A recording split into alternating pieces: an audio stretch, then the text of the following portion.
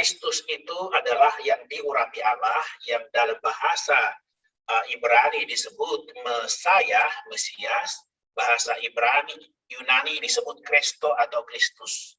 Artinya yang diurapi. Al-Muhit artinya adalah meliputi segala sesuatu. Jadi kita mau menikmati Kristus yang meliputi segala sesuatu. Dan kita sudah beberapa minggu dan sudah beberapa topik kita bahas mengenai Kristus yang Al-Muhit ini. Kita juga sudah membahas tentang kemah pertemuan, sistem imamat, dan pasukan tentara. Sekarang kita membahas bagaimana caranya mempertahankan kemah pertemuan, sistem imamat, dan pasukan tentara. Perlu ada kemah pertemuan, barulah ada sistem imamat. Ada sistem imamat, lalu ada pasukan tentara. Untuk hal itu, saudara-saudari, malam ini kita membahas menikmati tanah Kanaan itu melalui mempertahankan tadi kemah pertemuan, sistem imamat dengan pasukan tentara. Hari ini kita membahas adalah hal-hal yang negatif. Jadi bukan hal-hal yang positif, hal-hal yang negatif, tapi yang bisa membuat kita bisa mempertahankan itu tadi, mempertahankan kemah pertemuan, sistem imamat, dan pasukan tentara.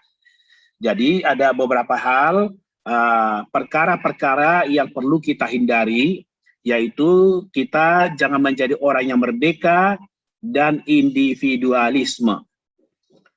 Kita tahu saudara-saudara bahwa kita sudah banyak membahas tentang bagaimana kita akan memasuki tanah Kanaan, tanah permai yang melambangkan Kristus yang Al-Muhit. Kita sudah membahas, saudara-saudara, untuk itu kita dimulai daripada orang Israel ini keluar dari Mesir. Nah, keluar dari Mesir itu, saudara-saudara, mereka itu berarti mereka adalah menikmati Paskah. Agar mereka bisa keluar dari Mesir, ketika seluruh anak sulung di kalangan orang Mesir dibunuh, hanya orang Israel anak sulungnya yang diselamatkan. Kenapa? Karena mereka menikmati Paskah. Yang menikmati Paskah artinya ada darah binatang yang telah tersembelih dan darah ini dioleskan pada ambang pintu, lalu dagingnya mereka makan sambil mengenakan sepatu, berikat pinggang, mereka sambil lari sambil memakannya. Saudara-saudara, itu adalah tentang Paskah. Dan kita juga sudah membahas selain Paskah bagaimana orang Israel mereka itu mengalami di padang gurun ketika mereka lapar, mereka berteriak-teriak, lalu Musa berdoa kepada Tuhan, kemudian mereka menikmati mana. Ya, mereka menikmati mana. Nanti juga kita melihat setelah mana mereka juga adalah menikmati berbagai hal, ya. Jadi artinya saudara-saudara, entah itu mana, entah nanti itu ada batu karang yang terbelah dan seterusnya. Artinya saudara-saudara, ini adalah pengalaman-pengalaman orang Israel yang bisa kita alami hari ini.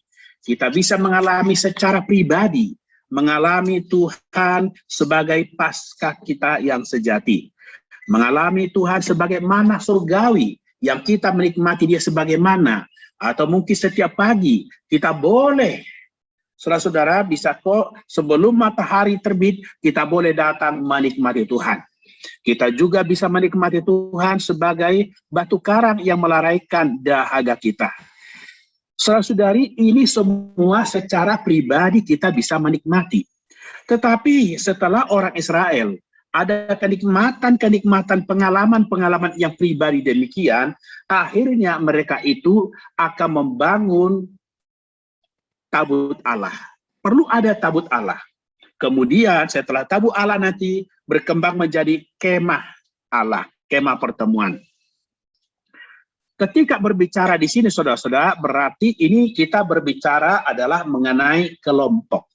sekelompok umat Allah, bukan lagi pribadi, bukan lagi individu. Saudara-saudara, kita sekarang ini orang percaya Tuhan Yesus, memang perlu secara pribadi kita menerima domba Paskah, mengalami Kristus secara pribadi sebagai juru selamat kita, mengalami penyelamatan daripada Tuhan. Secara pribadi-pribadi kita perlu mengalami Tuhan sebagai juru tebus kita, sebagai juru selamat kita, sebagai domba Paskah kita. Dan kita juga bisa mengalami dia sebagai mana yang telah turun dari surga.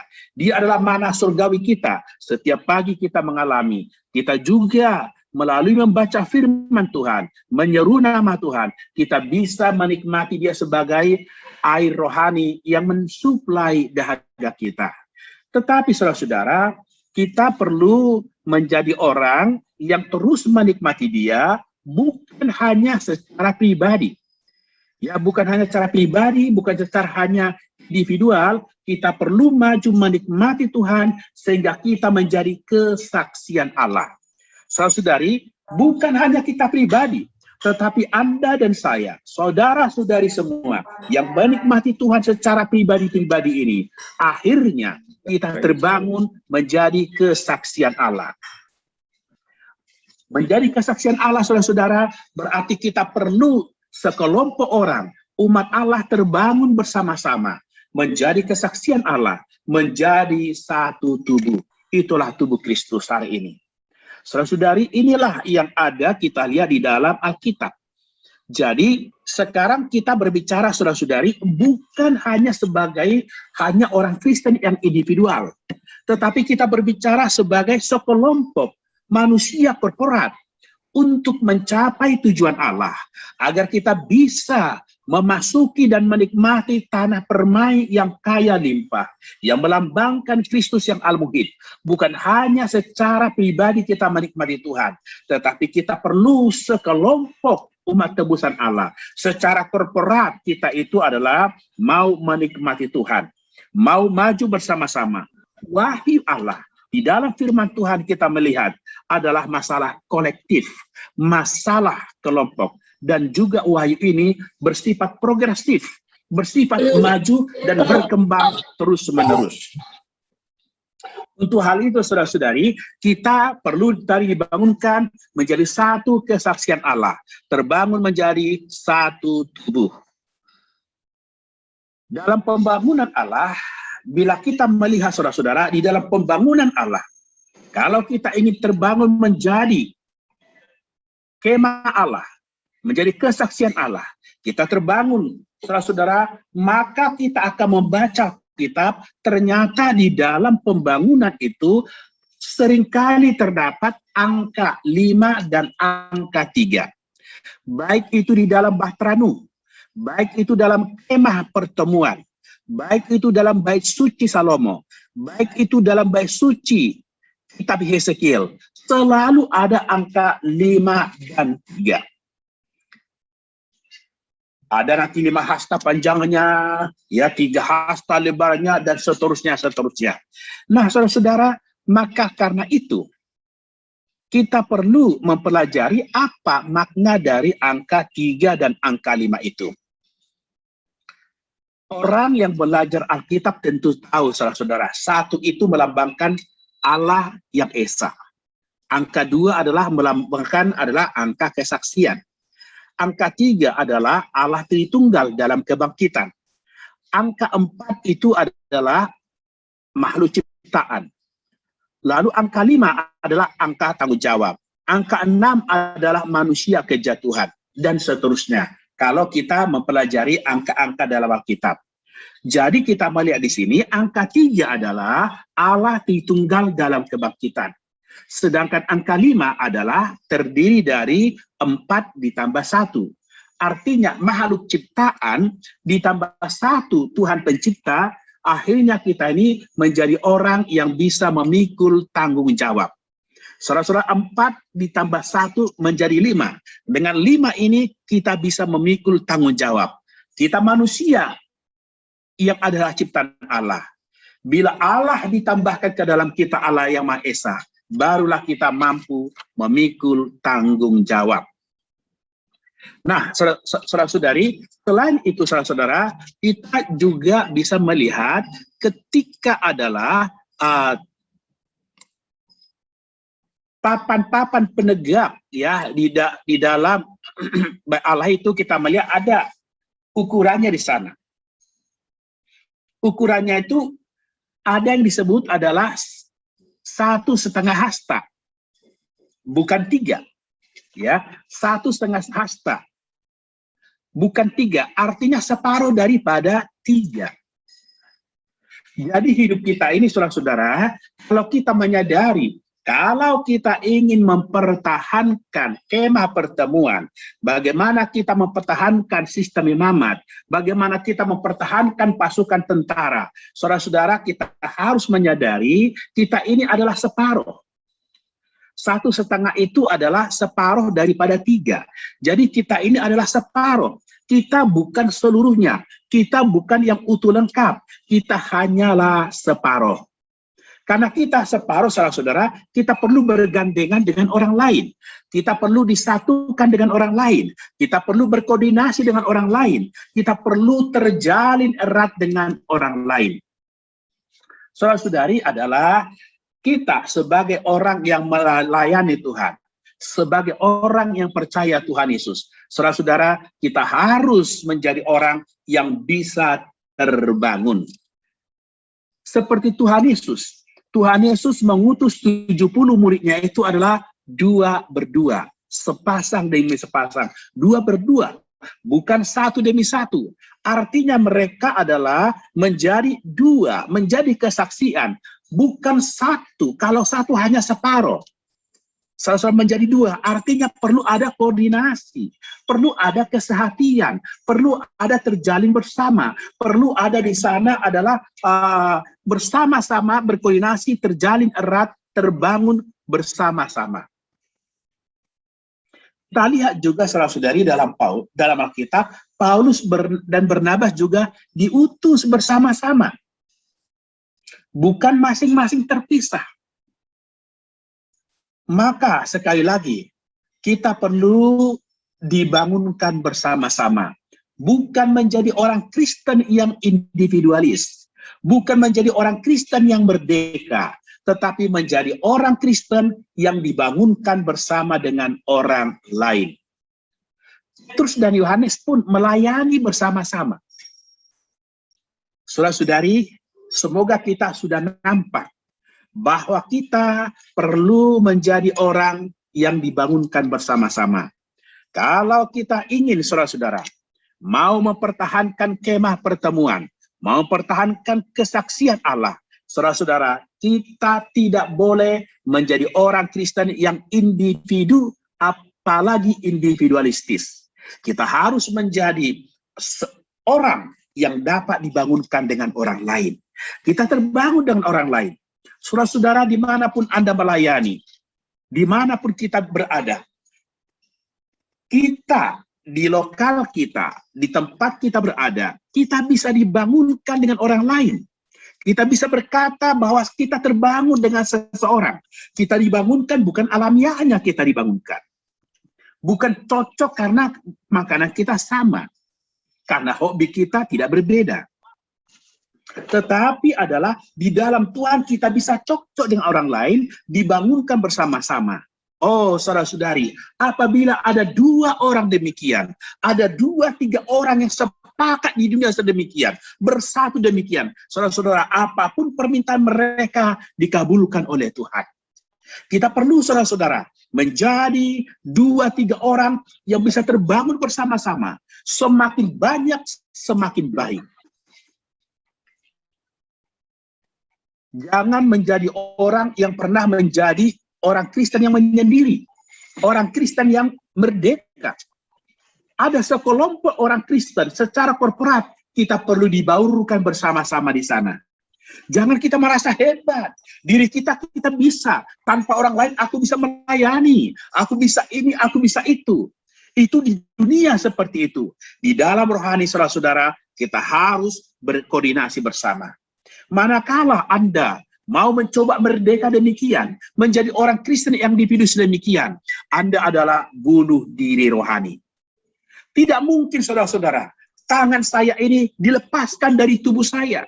Kalau tangan saya ingin merdeka, dia merasa tangan ini adalah kuat, maka dia nggak memerlukan yang lain, maka dia merdeka sendirian, dia dipotong dari tubuh saya, itu artinya bunuh diri.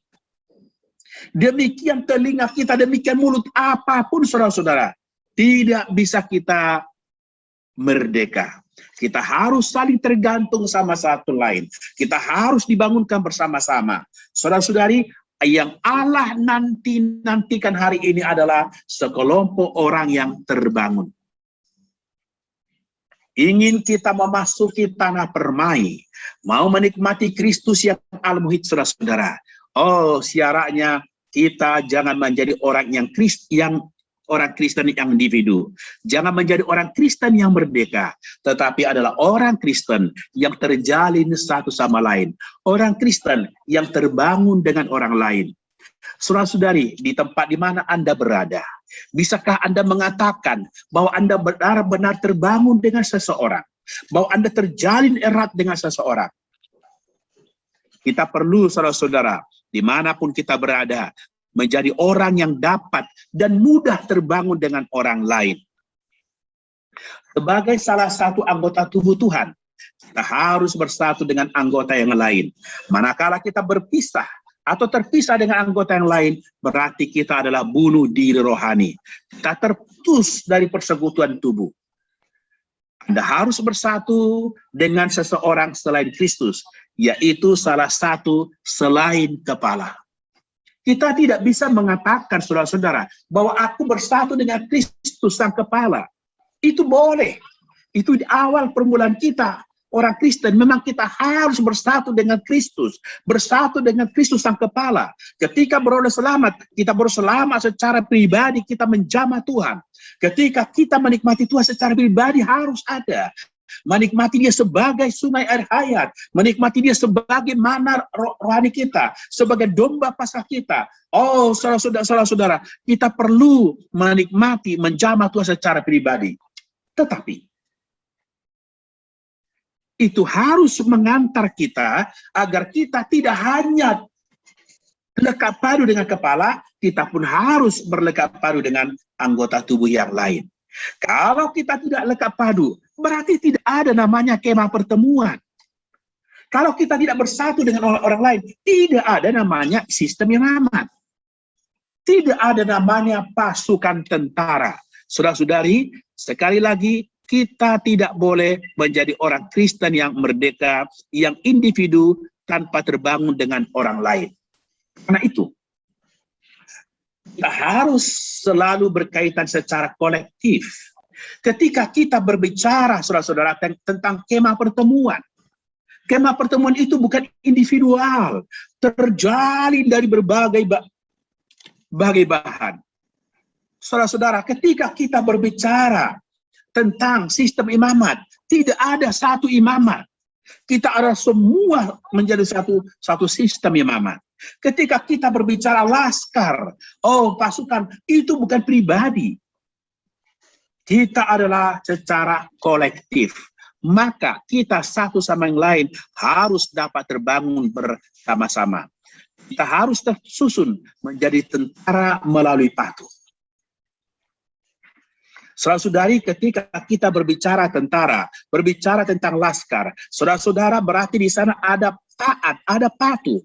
Kita harus patuh, saudara-saudara. Kita tidak boleh membangkang di sana. Untuk kita bisa tersusun bersama menjadi satu sukat, berarti kita harus menjadi orang yang patuh. Kita pun harus menjadi orang yang selalu berada di bawah sistem imamat. Untuk berada di bawah sistem imamat, sekali lagi, itu adalah perkara yang kolektif, bukan perkara pribadi, bukan perkara individu. Lalu sejajar dengan kemah pertemuan. Ya, kemah pertemuan juga adalah perkara kolektif, perkara korporat.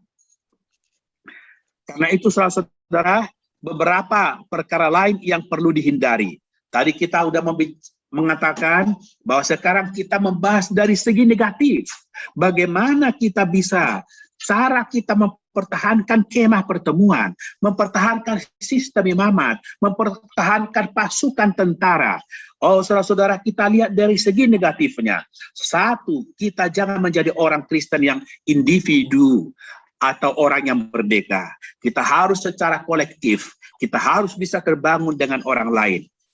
Hal yang lain, saudara-saudara, kita perlu menghindari api asing. Artinya kita jangan mempersembahkan api asing, saudara-saudara. Saudara-saudari tentunya tahu bahwa Harun memiliki anak yang 2 orang, ya. 2 orang anak Harun ini adalah yang bernama Nadab dan Abihu. Mereka mempersembahkan api asing. Firman Tuhan mengatakan bahwa untuk pedupaan itu harus diambil api dari altar, harus diambil api dari mezbah. Tetapi anak-anak Harun ini mengambil api bukan dari situ, sehingga itu disebut api asing. Nah, apa yang terjadi, saudara-saudara? Akhirnya mereka terbakar. Mereka mengalami kematian, mereka mengalami maut. Saudara-saudara, apakah api asing itu, saudara-saudara? Api asing itu adalah kegairahan alamiah kita. Saudara-saudari, ketika kita, saudara-saudara, ingin terbangun di dalam kemah pertemuan, di dalam satu sistem imamat, di dalam suatu pasukan tentara, saudara-saudara, kita harus dibangunkannya di dalam roh. Kita harus melayaninya berdasarkan roh kita. Tetapi kalau kita bukan berdasarkan roh kita berdasarkan kegairahan alamiah kita, itulah api asing. Saudara-saudara, api asing ini membunuh kehidupan rohani dan sistem imamat. Membunuh siapa tadi? Anak daripada Harun ini, yaitu Nadab dan Abihu. Artinya di dalam hidup rohani kita, bila mana kita mempersembahkan api asing, yaitu kegairahan alamiah kita, pelayanan yang bukan berasal dari roh, saudara-saudara, pelayanan yang bukan berasal dari urapan roh di dalam diri kita, hanya kegairahan alamiah, hanya karena kesenangan kita, saudara-saudara, hal ini akan membunuh kehidupan rohani kita. Kehidupan rohani kita akan mati.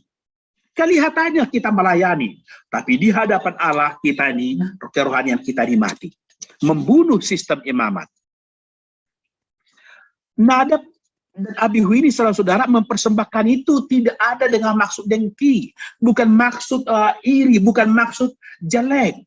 Dia adalah dengan tidak ada maksud jahat di dalam dirinya. Maksudnya tetap adalah mempersembahkan.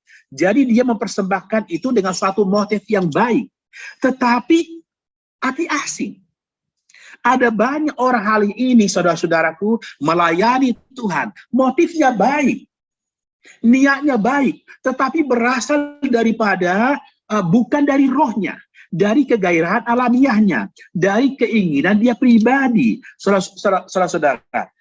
Nah, dari egonya dia, baik, memang dia baik, motifnya baik untuk melayani, untuk membantu orang, tetapi bukan berasal dari rohnya. Ini, saudara-saudara, dapat membunuh kehidupan rohani kita. Karena itu, apapun itu, saudara-saudara, semua hidup dan pelayanan kita ini haruslah melalui penanggulangan salib. Pelayanan kita, kegairahan kita, semua harus melalui penanggulangan salib. Bila tidak menjadi melalui penanggulangan salib, saudara-saudara, itulah api asing. Tadi saya bilang kita harus dapat terbangun satu sama lain. Tetapi jangan kita dengan api asing terbangunnya. Jangan karena kita sama-sama satu suku, sama-sama berasal dari satu kota tertentu, lalu kita erat bergabung. Oh, bukan karena kita hobi kita sama, bukan karena olahraga kita yang kita sukai sama. Oh, saudara, kita bisa bersatu. Saudara-saudara, bukan ini harus melalui penanggulangan salib supaya kita dapat berbaur dengan siapapun, dengan golongan orang apapun. Saudara-saudara, semua itu harus melalui salib. Dengan demikian, saudara-saudara, kalau semua melalui salib, barulah saudara-saudara kita dapat dibangunkan satu sama lain. Hal lain yang perlu kita perhatikan, saudara-saudara, di dalam kehidupan kolektif, kehidupan korporat ini, kehidupan di dalam kemah pertemuan, sistem imamat dan pasukan tentara, saudara-saudara, jangan kita memberontak melawan wewenang Allah. Yang berkuasa adalah Allah, yaitu Roh Kudus. Kekuasaan yang sejati, wewenang yang sejati adalah Allah, adalah Roh Kudus. Tetapi Allah ini punya delegatifnya, punya perwakilannya, saudara-saudara. Terhadap perwakilan Allah, terhadap wewenang delegatif Allah, jangan sekali-kali kita memberontak melawannya. Kalau kita melihat, saudara-saudara, ada contoh, ada Miriam dan Harun. Dia berontak melawan Musa. Dan mereka punya alasan untuk melawan Musa. Karena memang Musa itu mengambil istri seorang perempuan kafir. Dan itu tidak pantas bagi umat Allah. Apalagi Musa seorang pemimpin. Kok dia mengambil istri orang kafir? Itu tidak patut dan tidak pantas. Dan itu adalah kelemahan Musa. Namun siapa Miriam? Siapa Harun? Dia tidak berhak mengata-ngatai hamba Tuhan. Tidak berhak memberontak melawan wewenang Allah. Walaupun Harun dan Miriam itu adalah kakaknya Musa, tetapi adalah Musa yang Tuhan tetapkan sebagai wewenang Allah, saudara-saudara. Seorang wewenang Allah yang diurapi oleh Tuhan, saudara-saudara, bila dia ada kesalahan, kita tidak punya hak untuk memberontak kepadanya. Serahkanlah kepada Tuhan. Jangan kita memberontak, dan jangan karena kesalahan itu kita ingin mendongkel kekuasaannya. Jangan karena itu kita mengadakan pemberontakan. Karena bagaimanapun Musa adalah wewenang Allah. Bila Musa ada kesalahan, Allah punya caranya untuk membereskannya. Wewenang Allah. Kita tidak punya hak untuk mengata-ngatai. Kita tidak punya hak untuk memberontak melawannya. Saudara-saudara, ini adalah prinsip yang perlu kita pelihara. Bila kita ingin mempertahankan kemah pertemuan, sistem imamat, dan pasukan tentara. Bila kita melakukan pemberontakan, saudara-saudara, kita sendiri yang menerima hukuman Allah. Hamba Tuhan yang diurapi oleh Allah, Allah punya caranya bagaimana menanggulangi dia. Tetapi kita memberontak, kita mengata-ngatai, saudara-saudara, kita yang kena hukuman daripada Allah. Semoga kita menjadi orang yang sangat memperhatikan hal ini. Sehingga di dalam gereja, di dalam pelayanan, terjadi pelayanan yang harmonis. Kita tahu, saudara-saudara, siapa wewenang Allah yang harus kita hormati, supaya kita tidak memberontak terhadapnya. Tidak melawan wewenang Allah. Tidak hanya Musa dan Miriam. Di suatu saat juga ada Bani Korah. Bani Korah juga bangkit. Memberontak kepada Musa dan Harun. Mengatakan bahwa bukan hanya Musa dan Harun dipakai oleh Allah. Semua umat Allah juga dipakai oleh Allah. Lalu mereka berontak ingin melawan Musa dan Harun. Apa yang terjadi, saudara-saudara? Bani Korah ini, maka apa yang terjadi adalah tanah terbelah. Lalu Bani Korah itu ditelan oleh tanah hidup-hidup dan mati, dikubur di sana. Ini perkara yang sangat mengerikan. Karena Bani Korah menjerumuskan dirinya sendiri ke dalam maut, bahkan juga menjerumuskan seluruh umat. Tadi adalah ada Harun dan Miriam. Mereka mengata-ngatai berontak melawan Musa. Di sini secara kolektif Bani Korah juga memberontak melawan wewenang Allah. Allah menghukumnya, saudara-saudara. Bumi terbelah dan mereka hidup-hidup dikubur. Ini perkara yang serius. Hal yang lain, saudara-saudara.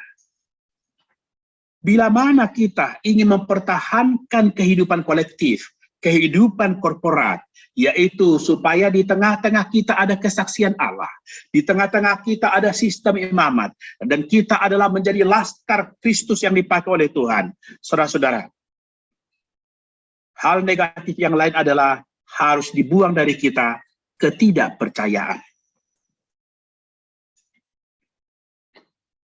Bukan hanya merdeka dan individualis dibuang dari kita, saudara-saudaraku, api asing juga tidak boleh ada, dan jangan memberontak terhadap wewenang Allah. Kemudian kita juga jangan ada di antara kita ketidakpercayaan. Saudara-saudari, itu tahu bahwa ada mata-mata yang diutus ke tanah Kanaan. Ketika diutus 12 orang, mereka pulang. Hanya 2 yang memberikan kabar baik. 10 yang lainnya itu, mereka mengatakan memang tanah itu berlimpah susu dan madu. Memang tanah itu adalah sangat bagus. Dan mereka bawa bukti-bukti bahwa memang tanah itu sangat subur. Tetapi mereka juga berkata, kita tidak mungkin bisa masuk ke sana. Sebab mereka di sana orang gagah-gagah perkasa. Mereka itu orang gede-gede. Sementara mereka orang kayak raksasa, kain melis sendiri kami seperti semut. Mereka adalah orang yang memakan sesama mereka. Saudara-saudara, ketidakpercayaan ini membuat orang Israel hambar, takut hatinya semua. Saudara-saudara, jangan timbul di dalam kita hidup korporat, hidup bersama-sama, hidup kolektif, entah kita sebagai kesaksian Allah, entah kita sebagai sistem imamat, entah kita sebagai pasukan tentara. Saudara-saudara, jangan ada di antara kita ketidakpercayaan. Mengatakan tanah itu baik, tapi juga mengatakan tidak mungkin bisa memasukinya. Sehingga orang Israel menjadi tawar hatinya, menjadi takut, saudara-saudara. Kita tidak boleh demikian di dalam kehidupan gereja. Saudara-saudara, kita semua harus belajar berkata amin, berkata iya. Mengakui diri mutlak tidak mampu, memang itu betul, saudara-saudara. Jangan kita mengatakan, oh kita tidak bisa, itu tanah itu baik. Tanah baik, tapi kita nggak bisa, kita nggak mampu melawan mereka. Di satu pihak, saudara-saudari, memang mengakui diri kita nggak mampu, itu betul. Mengaku diri kita tidak bersyarat, itu benar. Mengaku diri kita banyak kekurangan, itu sangat bagus, saudara-saudara. Tapi kita pun perlu menjadi orang yang waspada, berjaga-jaga dengan berdoa. Kita tahu, saudara-saudara, memang kita tidak mampu, tetapi ada yang mampu. Allah mampu, Kristus mampu, dan Dia ada di dalam diri kita. Dia di dalam kita memampukan kita. Dia menyuruh kita adalah akan masuk ke tanah Kanaan. Yang berarti adalah kita bisa memasukinya, karena Allah yang menyuruhnya. Bersandar diri kita tidak mampu, tapi bersandar Allah, bersandar kuasa Allah, bersandar firman Allah, kita mampu. Hal lain, saudara-saudari, adalah bergabung dengan dunia. Ini adalah hal lain yang perlu kita hindari. Karena iblis itu sangat licik. Dia licik, bisa menipu kita begitu rupa. Bisa dibuat diri kita nggak percaya. Kalau kita percaya, saudara-saudara, dia begitu licik, dia akan berusaha menipu kita supaya kita ini bergabung dengan dunia. Seperti Bileam itu adalah seorang nabi kafir, melawan Bani Israel agar mereka bergabung dengan dunia dan berzina. Saudara-saudara, begitu kita bergabung dengan dunia, saudara-saudara, kita menjadi campur baur. Kita menjadi orang tidak polos lagi. Dan setan begitu licik, akan membuat dunia ini seolah begitu indah bagi kita. Sehingga apa salahnya kalau kita menikmati dunia? Saudara-saudara, lama-kelamaan kepolosan dari kita semakin sirna. Iblis merusak, menggoda kita dengan cara yang sangat licik.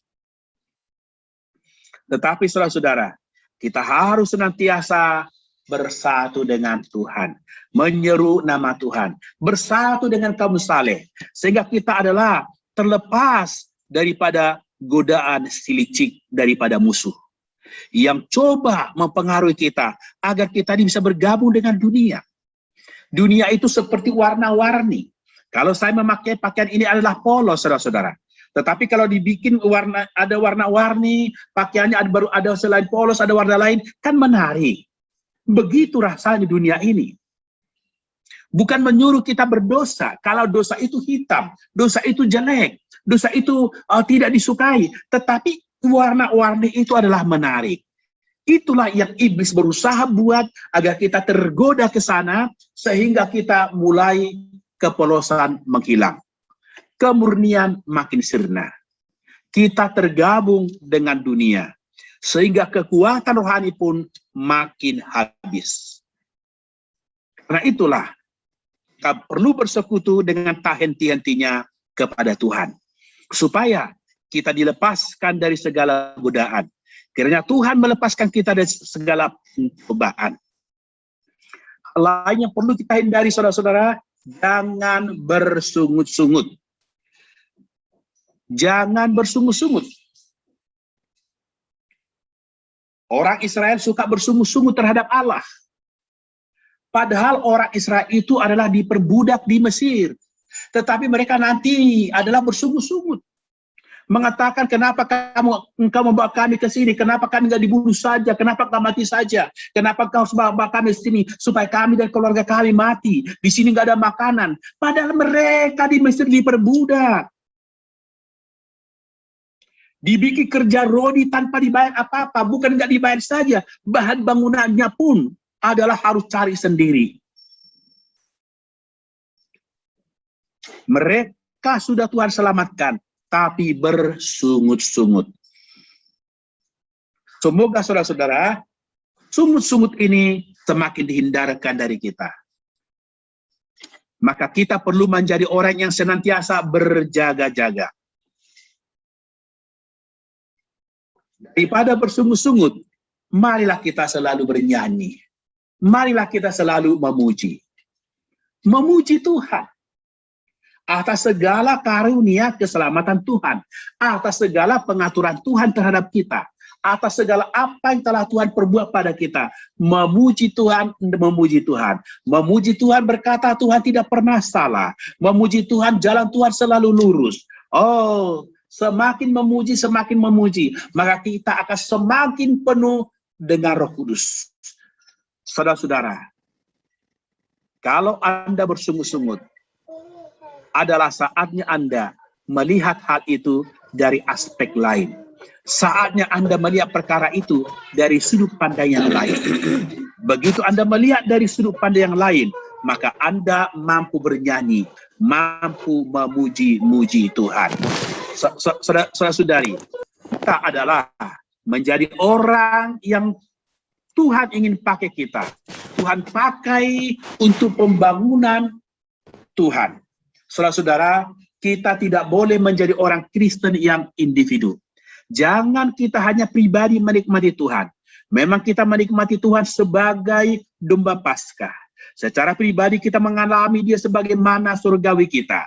Secara pribadi kita menikmati sebagai air hayat kita. Dan hal ini menuntun kita, saudara-saudara. Menuntut kita untuk kita bisa terbangun bersama-sama menjadi kemah pertemuan Allah. Dan kemah pertemuan ini artinya kita secara korporat bersama-sama. Kita menjadi imamat Allah. Kita menjadi pasukan Allah. Saudara-saudara, agar kemah pertemuan ini, agar sistem imamat ini, agar pasukan Allah ini, kita dapat terjaga di dalamnya terus. Menjadi yang mengekspresikan Allah, yang mewakili Allah. Saudara-saudara, maka perlu hal-hal kita hindari. Pertama tadi, jangan kita menjadi orang yang merdeka, menjadi orang yang individualistis. Karena ini adalah, individualistis adalah membuat rohani kita mengalami pembunuhan. Kita harus dibangunkan bersama saudara-saudari yang lain. Kita pun, saudara-saudara, jangan mempersembahkan api asing. Kita ini adalah sedang menempuh hidup korporat. hidup yang bersama-sama. Jangan kita dengan kegairahan alamiah kita. Jangan dengan keinginan pribadi kita. Kita harus merupakan urapan dari Roh Kudus dan merupakan perasaan bersama-sama kita melayani. Amen. Jangan kita juga menjadi orang yang memberontak melawan wewenang Allah. Ketika saudara-saudara kita dikumpulkan menjadi satu, ketika dimanapun kita berada, entah 2 orang, 3 orang, 10 orang, berapa orang pun kita berada, hal pertama yang harus kita ketahui, siapakah wewenang Allah di sana. Begitu kita mengetahui siapa wewenang Allah, saudara-saudara, jangan pernah mencoba memberontak terhadapnya. Orangnya mungkin tidak apa-apa, tapi amanat Tuhan di atas dirinya itu, saudara-saudara, kuasa Allah di atas dirinya itu jangan kita langgar. Karena bila kita memberontak, saudara-saudara, kita sendiri yang kena hukuman. Wewenang Allah punya cara untuk menghadapinya. Kita, saudara-saudara, yang perlu kita miliki, kita taat. Kita taat terhadap pengaturan Allah. Kita taat terhadap wewenang Allah. Ketika saudara-saudara kita bergerak bersama-sama, entah kita sebagai kemah pertemuan, sebagai imamat atau sebagai pasukan, saudara-saudara, jangan timbul hati yang tidak percaya di dalam diri kita. Kita bersama-sama, kita perlu ada kesehatian. Kita percaya bahwa Allah mampu. Ketika Allah berkata kita ke seberang, Allah menyuruh kita seberang, berarti Allah mampu. Allah menyuruh kita ke tanah permai, membawa kita ke tanah permai, berarti Allah mampu. Tidak percaya kepada diri sendiri itu betul. Merasa diri lemah, tidak berdaya itu benar. Tetapi di pihak positifnya, kita harus percaya bahwa Allah mampu, Allah sanggup, Allah bisa. Bersandar Allah, kita bisa menyelesaikannya. Kemudian, saudara-saudara, jangan kita mudah ditipu oleh si licik, si jahat, yang membuat kita ini nanti menjadi bergabung dengan dunia. Sehingga kepolosan tidak ada. Supaya, gereja berkembang, saudara-saudara. Kalau begini-begini saja rasanya, kok hanya begini aja, hanya firman Tuhan, kok tidak menarik. Kita bikinlah, ada hal-hal lain. Ada pertandingan-pertandingan apa di sini. Kita bikin basar di sini. Kita bikin di sini. Berkembang supaya berkembang. Kelihatannya berkembang, tapi sudah bergabung dengan dunia. Gereja itu haruslah emas. Jangan seperti dalam Alkitab dikatakan, dilapisi emas. Gereja tidak dilapisi emas. Gereja adalah emas, karena emas itu adalah sifat Allah. Bukan hanya dilapisi, tapi di dalamnya itu hanya tembaga. Saudara-saudara, di luarnya emas, di dalamnya itu adalah besi. Saudara-saudara, semuanya adalah emas. Maka tidak boleh adalah campuran di dalamnya. Karena itu kita harus berhati-hati. Di dalam gereja, jangan sampai kita bergabung dengan dunia, dengan cara-cara dunia, dengan pola-pola dunia. Di dalam gereja hanya ada Kristus, hanya ada Roh itu, hanya ada firman Tuhan. Hati kita harus selalu polos, hati kita selalu murni. Jangan bercabang dengan dunia. Yang terakhir, saudara-saudara, belajarlah dalam gereja tidak bersungut-sungut, melainkan senantiasa mengucap syukur kepada Allah. Bila sesuatu hal itu membuat kita jenuh, membuat kita rasanya ingin bersungut-sungut, itu tiba saatnya hal itu Anda pandang dari sudut pandang yang lain. Ketika Anda dari sudut pandang yang lain Anda melihatnya, maka Anda akan penuh ucapan syukur yang memuliakan nama Tuhan.